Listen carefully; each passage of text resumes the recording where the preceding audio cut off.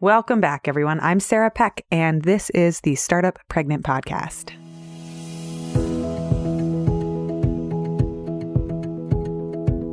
What does it look like to have adult friendships? And why are they so important?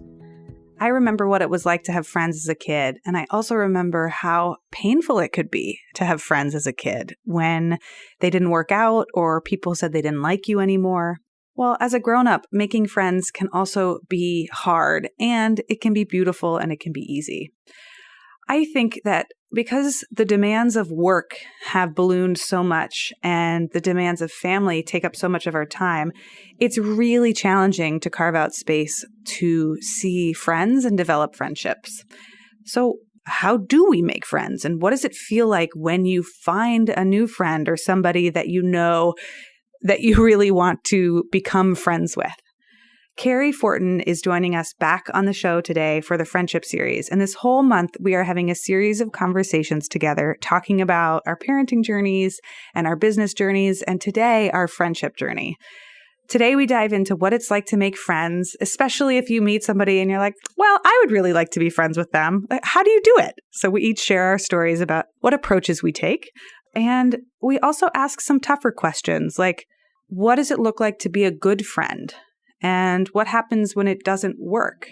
And at the end, we talk about friendships ending and the breakups that can happen and the sadness that results. We dive into all of this. Can't wait to share it with you. Let's dig in. Welcome to the Startup Pregnant Podcast, where we talk to creative leaders about what it means to be an entrepreneur and a parent. I'm your host, Sarah K. Peck. If you live in the United States, you are entitled to a free breast pump with your insurance. But navigating the insurance can be such a pain, and so much paperwork and so many logistics and so many hoops to jump. Aeroflow Breast Pumps, the company that is sponsoring this episode, is dedicated to making the hassle of getting a breast pump a lot easier for brand new mamas, second-time mamas, and anybody that needs to get a breast pump. They also have a ton of resources about how to manage breastfeeding and pumping and navigating the transition back to work, including a step-by-step guide for how to make an awesome pump room. Head over to aeroflowbreastpumps.com/startup, and they will quickly and easily help you qualify for your free breast pump. I just used them for my second kiddo, and it really took only a couple of minutes to go on, enter my information, and then they said, yep, I got an email right away. They said, yep, you get a new one. Go pick one out. I picked one out and they said, great, we'll send it to you once your insurance window is here. And they just took care of everything. So I didn't have to have a calendar alert and a reminder and all of these extra steps. So it was super useful and a relief. There is certainly enough to do when you're prepping for a new baby, and having somebody like Aeroflow on your team is really helpful. The link is in the show notes and it's also on our website.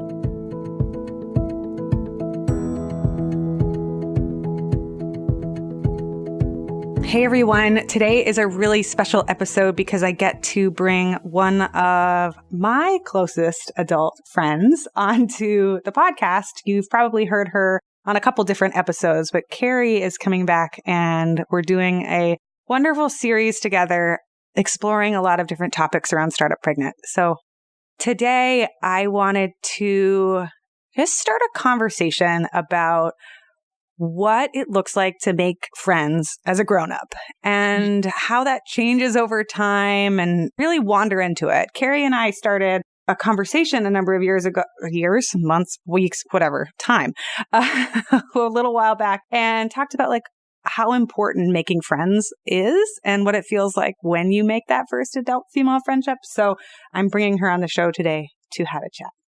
Cary, welcome. Thank you. I'm happy to be back. I'm always happy to talk with you in any form. So I'm pretty pumped about this. Me too. I was thinking that we should probably record some of our just like friend conversations and share those, because I always get on the phone with you and I have such good chats. And I'm like, I need to put these out in public somewhere.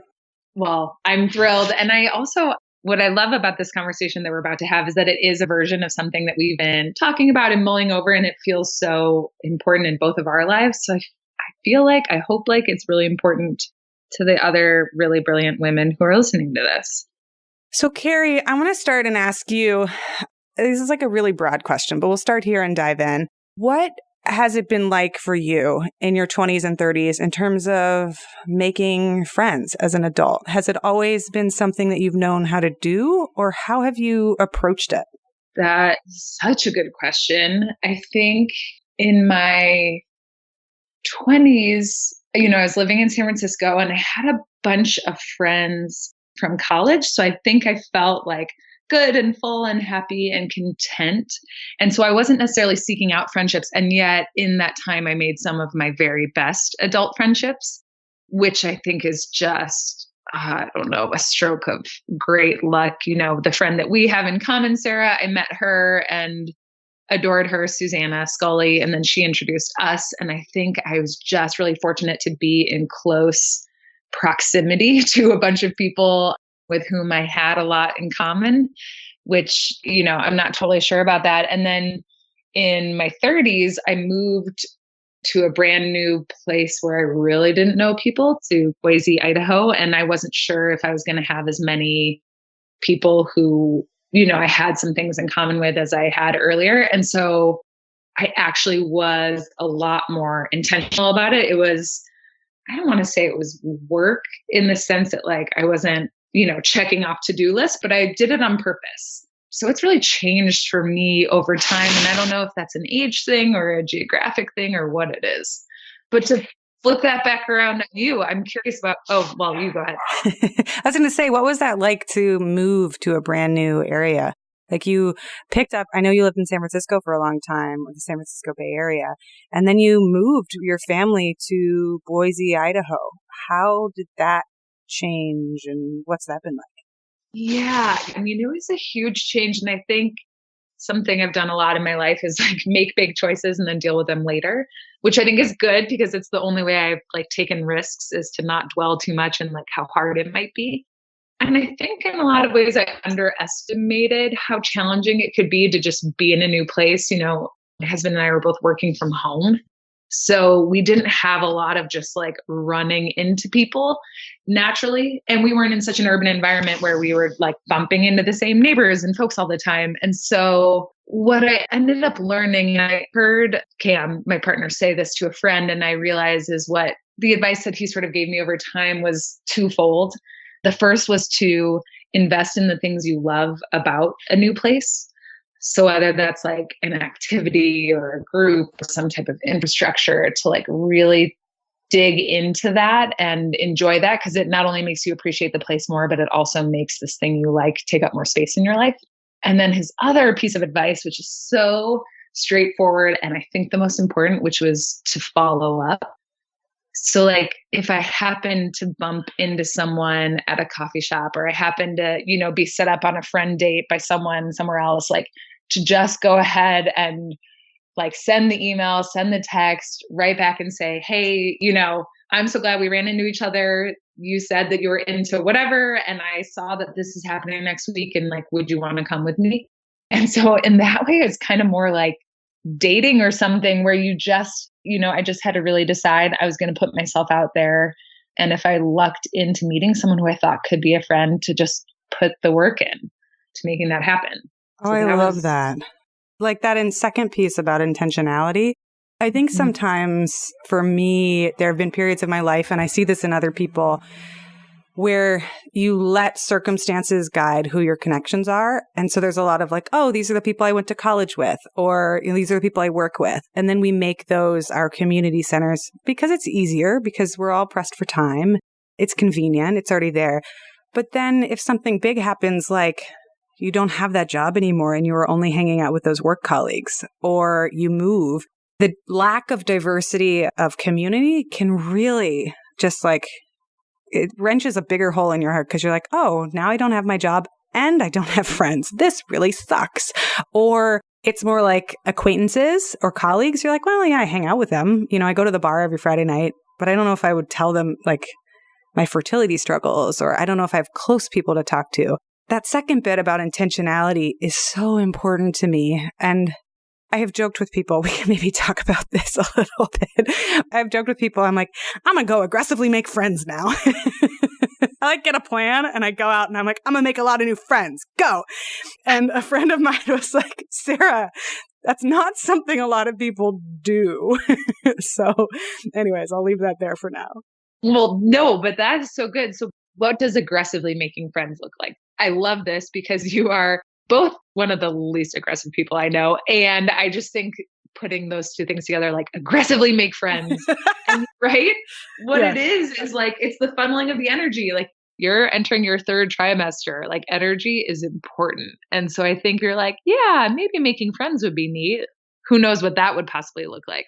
So what does aggressively making friends look like for you?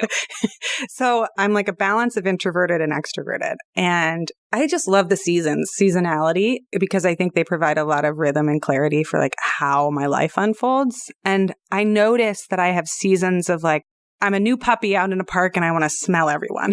I'm just like, hi. Like, I'm just like so eager to meet people. And then there are other times where I'm like that old, like, dog sitting in the window that's like one eyebrow up, like, don't come close to me unless you have a really good bone. Like, you know? So and I just feel it. Like, I know there are times when I really want to protect my space. I'm not interested in the energy it takes to meet a lot of new people, or I've got a big intellectual challenge, or I'm really devoted to my family. There's just these rhythms. But there are other times when like, and it's usually like time to spring. A lot of times it's time to spring and summer, but that I want to be outside. I want to be meeting people. Like if I had to create a process for it, my process is when I start to feel that more extroverted side of myself, that side that wants to connect, bubble up, I try to cast a really big net and go out to a lot of events, just like you were saying, things I enjoy. Like I want to go invest in the local yoga studio. I'm going to take some cooking classes. I'm going to join a swim team. I want to go to the park a lot. You know, I'm going to be a regular at the local coffee shop. And I just cast a really wide net. But then after that, there's that like, I think there's this space where you meet somebody that you kind of think you might like a lot, but you don't know what to do. You're like, oh, I just had a rather pleasant conversation in line at the coffee shop and I would love to hang out with this person. What do I do at that moment? That's when I try to actually take action. It's so like dating. It's so nerve-wracking because you're like, oh, what if I'm rejected? I don't want to, what do I do? I think I've just gotten good over time at putting myself out there, and we'll be in line and I'll say, oh, this is so awesome. We should have coffee together one day, and just make sure to close the loop. Like I don't like leaving and wondering, oh, should I have asked her to coffee? Maybe I'll run into her. Should I go to the coffee shop again? Like what? Mm-hmm. I just try to like just put the bid out there because 90% of the time they're receptive to it. They're like, oh, great. And then after that, like casting of the net, if you will, I'm just like, I'm excited. I'm going to be out in the park all the time. Hi. Like I'm really excited.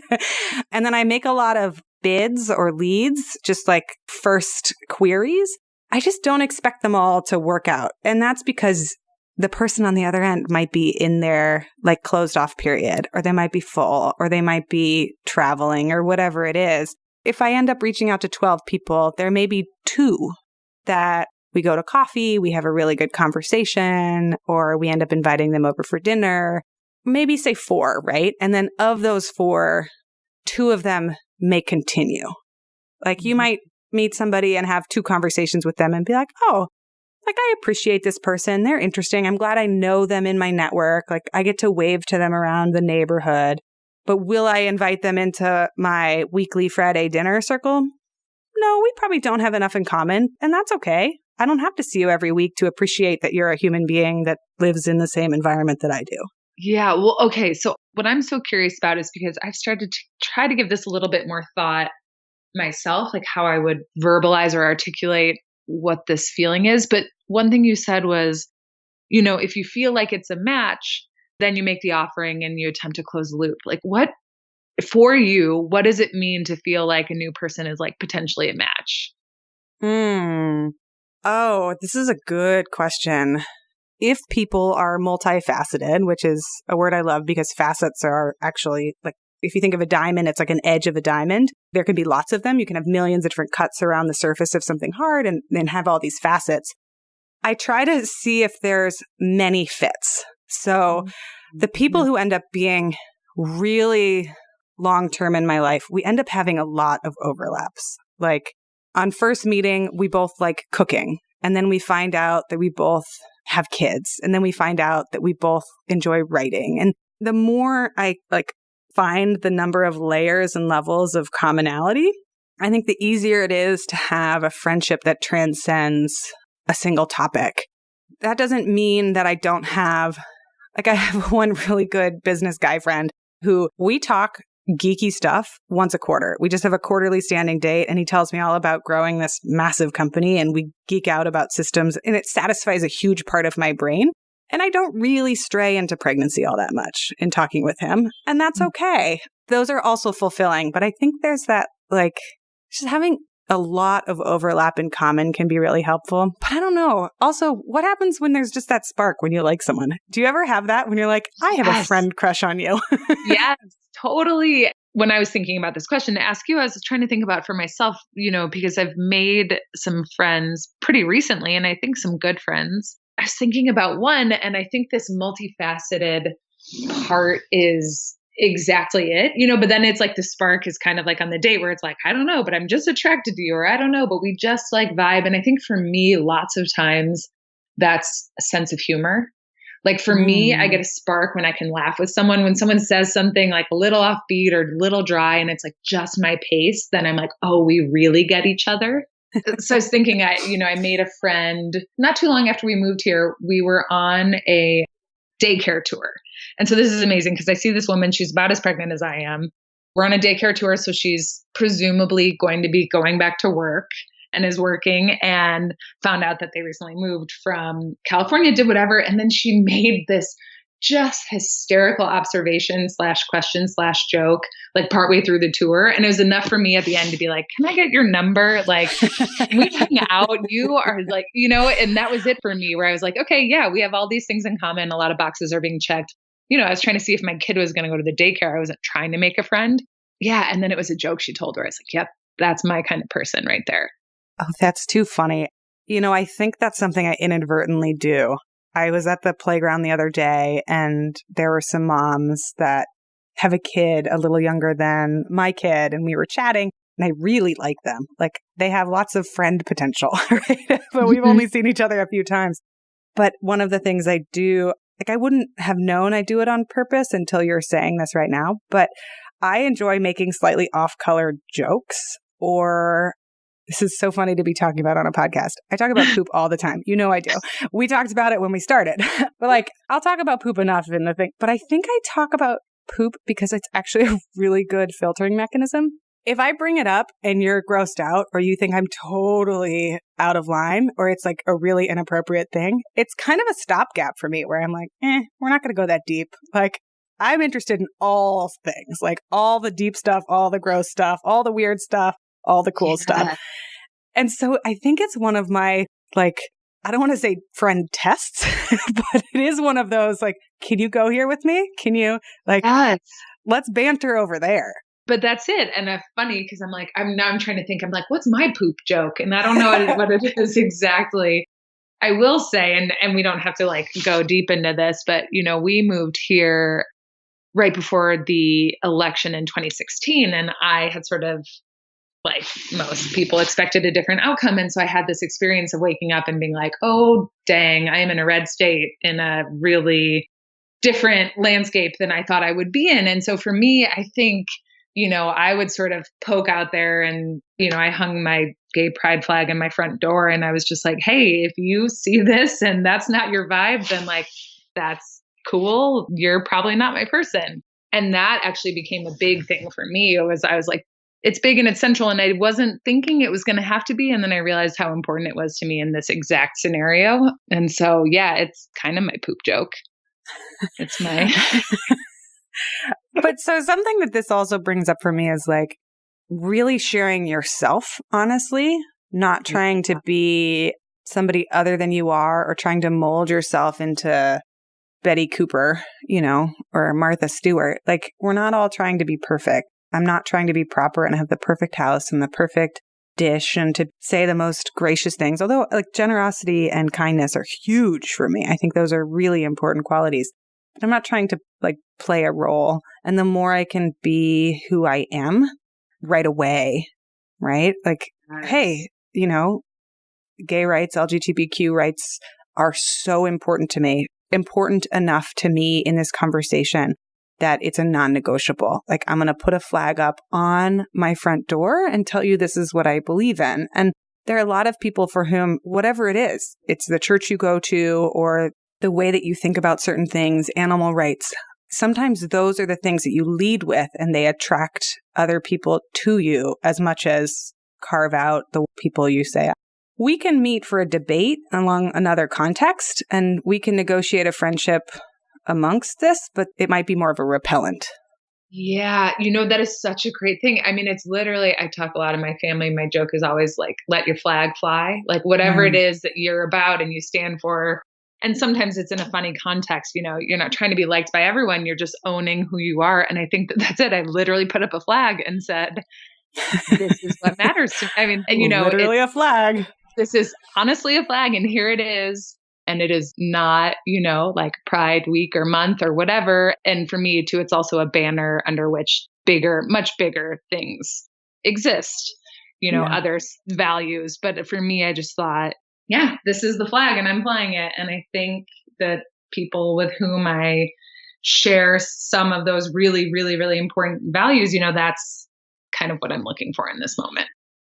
It reminds me, yesterday I was walking. It's boiling hot in New York City right now as we're recording. And I was walking down Central Park West on the other side of Central Park. And there's a big church overlooking the park. And you know how churches have those billboards and signs? And like one of them, there are always those letter tiles that you can put up and they like put the new letters in. And one of them had all the sermons. It said, here's all the times that you can come join us. I think churches are so beautiful, by the way. And then the other one, the entire board had 3 words on it. And it just said, Black Lives Matter. And I stopped and I was like, I had such a huge amount of love. I just said, I love you. I love what you stand for. I love that you're supporting this. There's so much richness and complication. And it's never quite like we're making it simple by saying like, oh, here's a thing and here's a thing. And let's divide everyone up.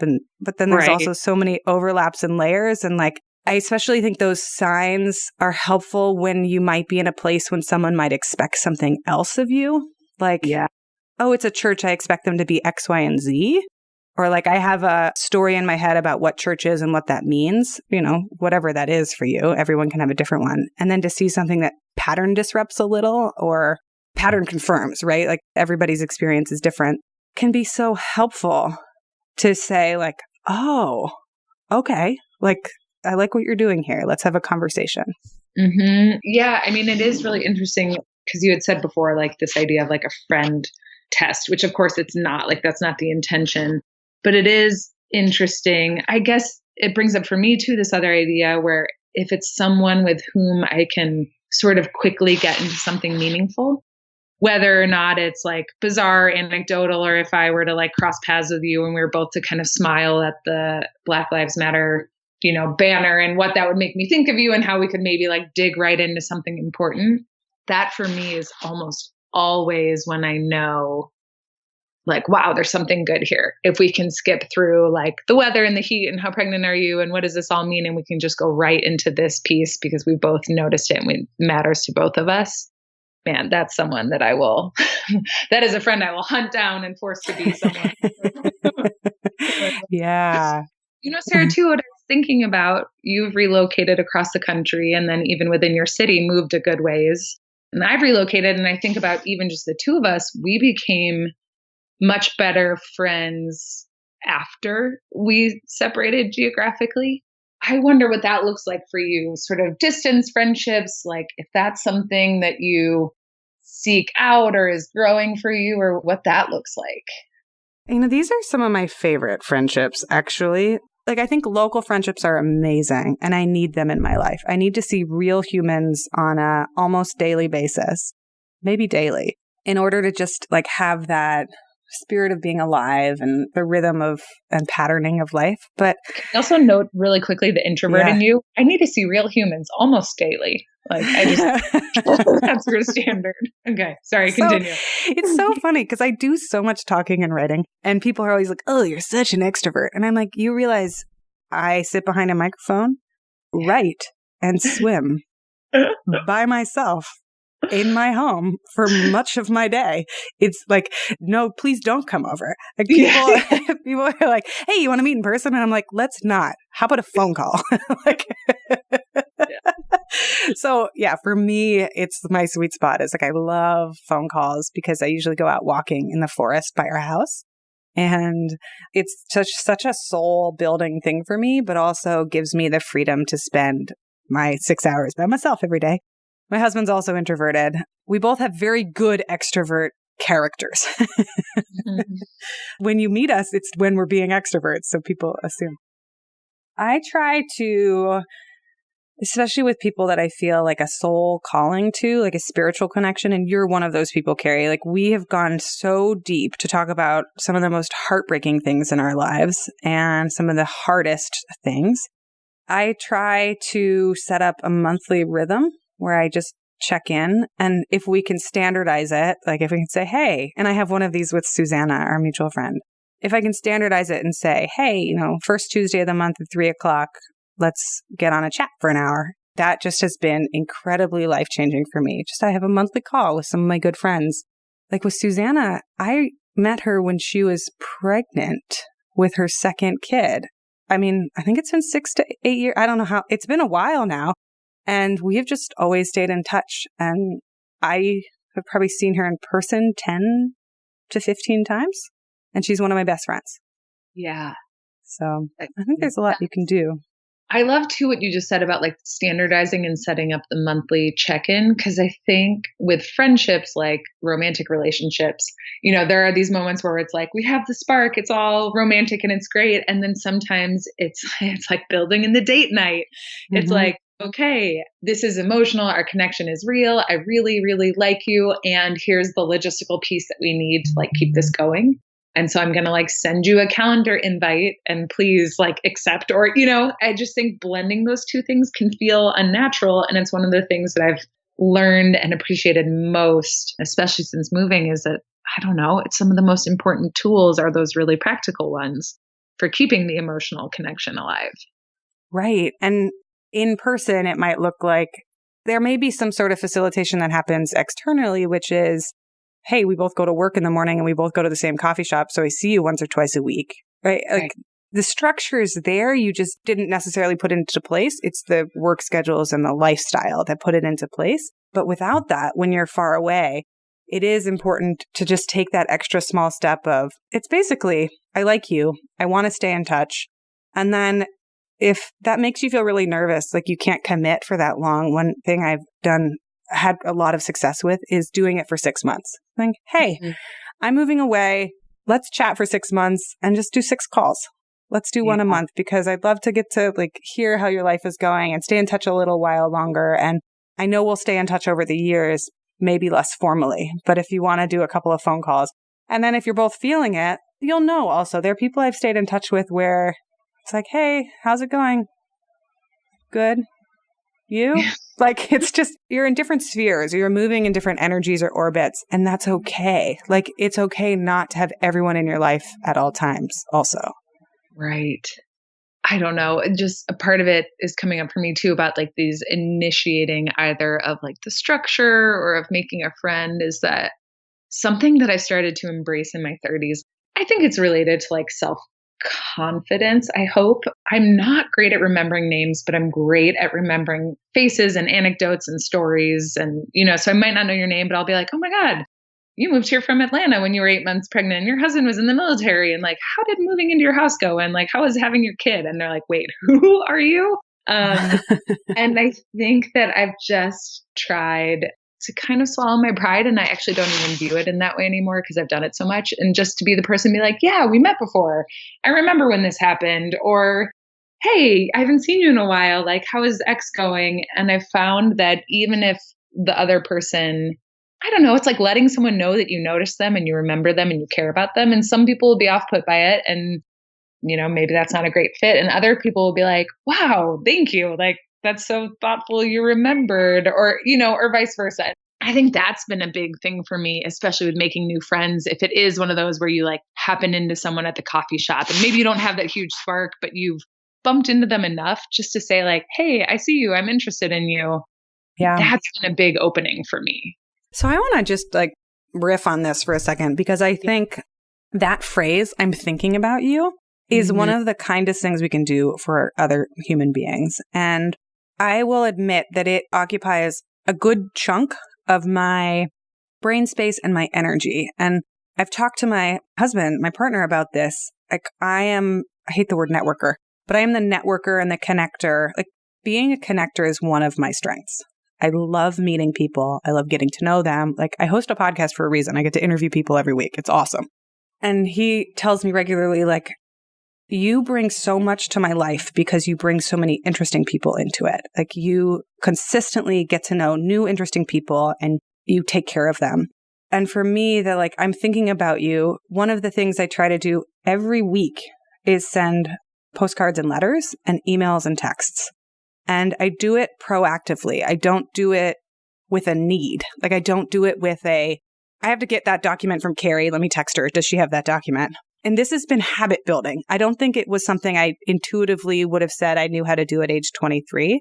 But as I realized more and more how important it was, I started setting aside time to do it. And it's like, hey, text 5 friends. And just say, hey, friend, like I actually did it about an hour before I got on the phone with you.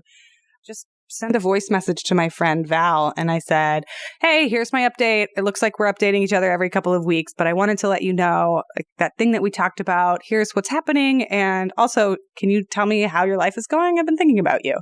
They're called touches.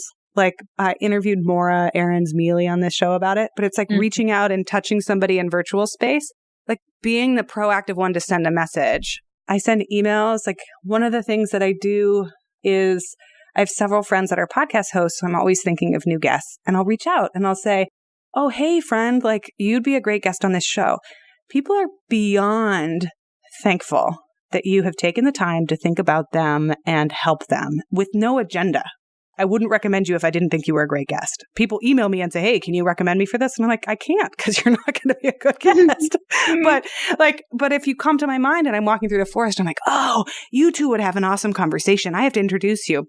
And then I have right on top of my desk, they're, 20 inches away from me right now, I have a stack of postcards, a stack of postcard stamps, and then I have a file with all my addresses of people. I just try to send 2 or 3 a week because snail mail is awesome, right? Like if you get a postcard from somebody, I don't know, I love it. So that little bit of thinking about people and your Friday night, if you're not sure what to do, it's like, go home, have a glass of wine, text 10 people, not what are you up to, but like, just right. How are you doing? And I've been thinking about you. I don't know. It makes me so happy to do it. That's where the selfishness comes in. Like I feel good doing it, which is why I do it.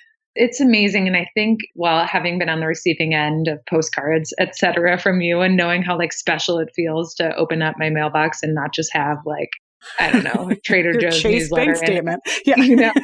But I also think what I learned from you, because you sent me, and I'm thinking of this too, because I finally finished it, like 10 boxes of Lara bars after I had. I forgot about that. Lara bars. Yeah, after I had my baby. And you're like, hey, I don't know if this will happen for you, but when I was nursing, I was so hungry all the time and you don't have hands and it's hard. And so here it is. And so it's so funny because like I would open up and grab one like every day for months and think of you every single time. And what I realized was like in that exact place, there was a part of me that was like, I need to repay Sarah. I need to repay Sarah. And I was like, okay, I'm going to receive this from Sarah and like maybe pass it forward or maybe do something like this. Like I learned from you. And I feel like since a part of, this is like being a mom and being pregnant, what I have learned is I've got a couple of friends who had kids not long after me. And I felt like I was in this space to be like, hey, I remember exactly what I needed at this time. And so here it is for you. Like you owe me nothing. Don't write a thank you note. Don't bother. I'm thinking of you. And here's what I needed. And so I want to provide it for you. Like that to me was one of the kindest things someone has done for me. And like you said, it makes me feel so good to do it for someone else because I remember how good it felt. And it's like, yeah, it's selfish. I'm like, I feel great. Here's these nursing bras that like changed my life. I want you to wear one, please. Like, enjoy. So I don't know. That's been something that's been nice for me in this new phase of early motherhood. I don't feel like an expert in anything about that, but I remember what those first months were like and what was hard and what I needed. And I'm trying to provide that for some of my friends. I have to admit, I completely forgot that I did that. Well, I didn't because I've used like 400 bars. It's so many.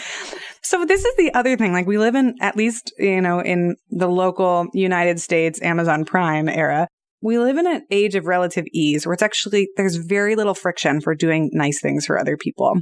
And two of my favorite, and people on the podcast, you may laugh because I've done this to so many people that you may be like, oh, I got that. But sending food and one of my favorite books, I'm interviewing her on the podcast. I think at the time this airs, that one will air, but who knows? Go search. You'll figure it out. Asha Dornfest writes a book called Parent Hacks. And it's this little like 5-inch by 7-inch. It's like a smaller book of all of these amazing tips for basically don't buy stuff, use what you already have. Here are all the hacks you can do to get through figuring out a newborn and a toddler. And it's like a picture book, which is what you need when you're a brand new parent. Like words are too hard. You just need like a picture and be like, oh, I get it. Yep, that, I'll do that. And it's one of my favorite books. And it's $5.99 on Amazon with free shipping. It's cheaper than going to coffee with a friend. When I find out a friend is having a new kid, I immediately send them one of these books and I say, hey, I love this book. It really helped me in my parenting journey. Best of luck. Send me a note if you have any questions. Happy to support you. And if you hate the book, just, throw it away or pass it along. No worries on my end. But it's just such an easy thing to do.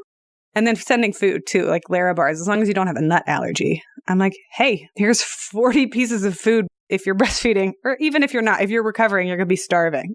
Yeah, it's so thoughtful. And I do think it's the benefit is like, I learned these tricks from you and now I'm using them with friends and like just things too, like a friend who just had a baby and I wrote her and I was like, hey, do you read like on a tablet or on your phone or do you read in hard copy still? And not even like, because I want to send you a book and I want to just like asking these little questions. And I think, I don't know, not only is it usually an interesting conversation when people explain how they read and why, but then it gives me this little piece of knowledge to share. You're right. I mean, Amazon Prime, like these things that don't require a ton of effort, but still imply exactly that someone was thinking of you. I don't know. It's nice. It feels special to be on the receiving end and it feels good to be on the giving end. And I will edit to say that I think now going forward, when I send people Lara bars, I'm also going to include a note that says, don't send a thank you note. Just pay it forward to the next woman when you have a chance. Like, I'll make it explicitly clear that that's what it's for. Yeah. Well, you know what I've started doing? And I think that Lauren Smith Brody said this in the 5th trimester. I'm not totally sure, but it was like, what can you do for a friend who's having a baby? And it's like, anytime you give a gift or whatever, say like, do not send a thank you note. I understand. I love you. Like just that like small act of like, don't worry, you owe me nothing in return. You can send me a text saying like received with a photo and like a thumbs up or whatever. And that's, just to feel good. But that I think is a really generous thing is to say like, you don't owe me anything, pay it forward or just enjoy. One last thing I want to talk about, and I think this might actually turn into a whole separate episode. We're talking a lot about like making friends. And that was why I wanted to get on the phone with you and record how do you make friends as an adult? But there's also that aspect of friendships ending and moving on and separating. And I think that's a really tricky one for people and it can be really sticky and hard. And to me, the biggest metaphor is birth, right? Like you invite life, you also invite death. All of these things are part and parcel with the process. I never think that relationships are forever. I think that they all have natural rhythms and ebbs and flows. And especially with friendships, some can have natural conclusion points. But I want to get your thoughts on this. Have you had friendships end or have you ever had to end a friendship? And what's your brain space around this? Yeah, it's so funny because I could like feel this shift inside of me because I am not good at ending friendships in the sense that like those are some of those tough conversations where I struggle, and it's something I've worked on. And I think for me, like I've definitely had friendships end, and I think most of the time friendships just kind of fizzle and that gets easy. And I think I've had friendships end in my 20s that I did very ungracefully, which was like some version of what people now call like ghosting, which is just to say to like not respond or respond really briefly and be like, sorry, busy, can't. And not until someone picks up on it, which in hindsight, I'm like, God, that is cruel. And it was me thinking that having a direct conversation would be the more unkind option, which I know isn't true. It was just kind of a way to let myself off the hook. A current friendship sort of inspired this in me was that I looked up a mantra around boundaries. Oh, yeah. And I sent that to myself and I've tried to recall it. And I think that that's the biggest thing with friendships is that when I consistently feel like my boundaries aren't understood or appreciated or respected, that for me is like typically the time when I feel like I need to actively end a friendship. And I haven't had one of those good conversations yet. So I'd be really curious what your thoughts or experience around that is. What's the mantra? Oh gosh, I'm going to have to look it up. But it was basically saying that like I own and honor and acknowledge where my boundaries are, and I act in service of those. And so it becomes less like, I don't really like, it's like, no, for me, it's about the integrity of like holding space for myself.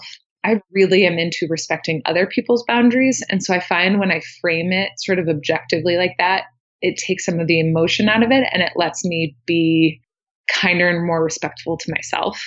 And for me too, it's been about speaking up in the moment when my boundaries aren't being respected, because sometimes people will change. Like they just don't realize it. They don't see it. They don't know. And other times people really still choose not to respect them. And so that is something that, man, I would love your advice or thoughts on. Oh, this is so interesting. The first thing that comes to mind is like, yeah, you have to protect yourself and your heart first, right? Like if somebody is not doing that, if they're not taking care of you and respecting you, that's not a friendship, right? That's a trespass. And we have to take care of ourselves and set up those walls and those boundaries. And it's really tricky for me because it depends on the situations and the people. And I might have a really open heart and open door policy for 20 people. And then there's 4 people that they don't know how to handle it or care for my heart. You're not invited. You're not allowed in. And then the navigation of when it changes. I have 2 examples that I want to try to talk about. The first one is, this was a long time ago. I had a long distance friendship that was kind of budding and really loved this person. I still do. Intriguing, interesting, philosophical, smart. And she was in the middle of writing several books. So she never responded to emails. It took forever. We ended up setting up, I think, 5 or 6 different times to try to have a Skype conversation. And she bailed on 3 or 4 of them. I remember having this feeling of having those boundaries crossed and just being like, okay, once, twice I can understand. All right, nope, something's wrong here. Like something isn't working. Yeah. And it made me really sad because I wanted to be friends with this person. And I realized that they were not in the place to be able to give of themselves. They just had other priorities, other deadlines. But I also knew that I really liked, respected, admired this person. And we'd had some really good one-on-one conversations. And so I sent her an email. And I remember my decision for why to do this. I sent her this message. And I think this is important. I'm going to try to deconstruct it well. But I said, hey, you have bailed on me 4 or 5 times, and it's really disruptive to my life and schedule. And I want to let you know that what did I write? It was something like, I think you're better than that, or I want to hold you to a higher standard. But the way I closed the email was, I care about you enough, and I want to be friends with you enough that I'm sending this to you because you're that important to me. Because the thing is if I didn't actually respect her, like her, admire her, and want to be friends with her, if I was just like, oh, she's annoying, I wouldn't have taken the time to write that message. So right, I needed to be, just result, the end. Yeah. Exactly. I would have been like, you're out, like done, too many tries, never talking to you again. Like I would have written you off. And she was so gracious in her response because basically, and I think this is one of the roles of friendship, is you actually do hold each other to high standards and high integrity. Like you set the bar for each other and you live up to it. And when somebody's out of alignment, you say, hey, you know what? you haven't shown up a couple of times and that's not cool. And I'm telling you because I respect you. Right. So that one was super important to me. And we actually grew closer. We both agreed that we weren't going to try to stay in touch as much. It wasn't the right time. But also, I think our respect for each other elevated, and hers for mine, because I set the boundary, because I said, you cannot treat me like this. Like, you can't keep blowing me off. It's disrespectful. And I think more highly of you. Like, I expect better is basically what I was saying. What I think is so good about that too, I mean, and clearly you have a lot of respect for this person and they sound intriguing and brilliant and all those things. I'm just thinking about some of these relationships that I have. And I think it's also giving someone the option. Like, I think there are times for you to say, like, this friendship is over and here's why. But I think there are also times to say, like, hey, I'm open to this friendship. It just needs to look more like this. Yes. And if that works for you, great. If it doesn't work for you, you get where I am at. And because I think that lots of times for me is I get past the point without speaking up of really wanting to maintain the friendship. So I get to the place where I'm like, oh, I'm so done with you that I just don't want you around, period. And I missed the chance like 10 times ago to say, like, hey, this is what I need. This is what I'm open to. Like, does that work for you? And I'm just thinking about this out loud. This is me too. I think sometimes you can also have like kind of a closing kindness too with someone, like, you've been trying for ages to get together and it's not working and schedules and blah, blah, blah. And you also know it's kind of winding down. There's a place if you run into each other or there's like another email thread where you can do it like lighter and say like, oh, our schedules never seem to align. At this point, I don't want to go through the headache of all of the scheduling back and forth because that just adds more stress to our lives. When it's the right time, we'll reconnect. And it just gives you that kind of exhale of like, you know what? We both seem to be forcing it right now and it'll be okay. Like, why don't we just get through kindergarten together? Like, why don't we just go do the thing we have to do and we'll come back? It can also be relieving or releasing to just be like, oh, well, this one needs more space and it's okay. It might actually be better for both of us. Yeah. Oh, there's a lot in that, in all of those stages of friendship. It's hard. Ending friendships is so hard because I think it's like a breakup too. Yeah. Depending on where it is. I haven't had too many of those. I've had a few. They're not easy. Like, I've had plenty of dating, relationship breakups, but friend breakups can be hard too. I know one where it was really out of sync. And I know that somebody really wanted to be close friends with me and I wasn't in a space to be able to support them.